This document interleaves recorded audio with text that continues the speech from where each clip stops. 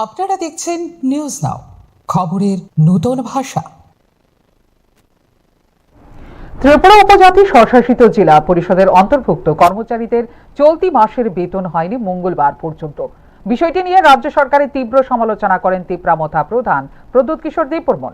মঙ্গলবার নিজের সামাজিক মাধ্যমে এক ভিডিও বার্তায় রাজ্য সরকারের বিরুদ্ধে বিমাতৃসুলভ আচরণের অভিযোগ করেন প্রদ্যুৎ কিশোর দেববর্মন।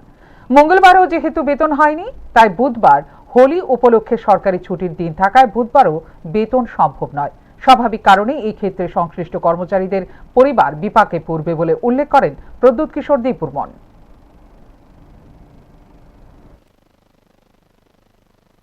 कल होली है, लेकिन स्टेट गवर्नमेंट ने अभी तक पैसा हमारे टीटीएडीसी के स्टाफ के लिए या जो स्टेट गवर्नमेंट से डेप्यूटेड हैं टीटीएडीसी में, उनके लिए पैसा रिलीज नहीं किया है।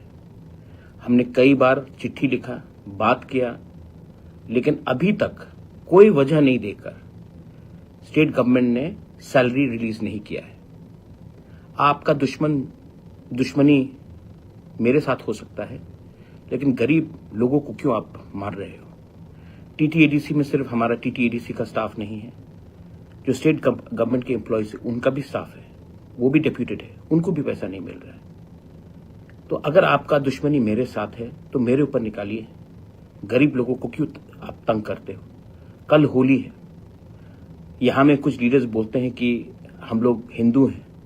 होली का त्योहार में अगर कोई अपने बच्चे के लिए या कोई अपने बीवी के लिए या कोई अपने परिवार के लिए कुछ तोहफा देना चाहता है तो सैलरी नहीं मिला।